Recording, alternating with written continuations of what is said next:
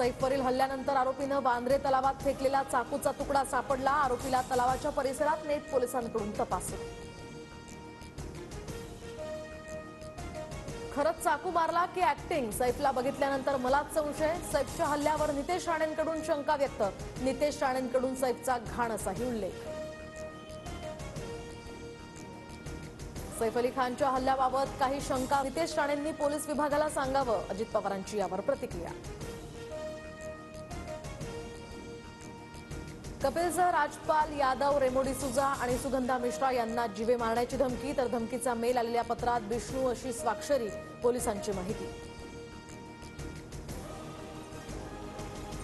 मुंबईमध्ये बांगलादेशी महिलेनं लाडकी बहीण योजनेचा लाभ घेतल्याचं समोर। पोलिसांकडून 5 बांगलादेशी नागरिकांसह एका दलालाला सुद्धा अटक।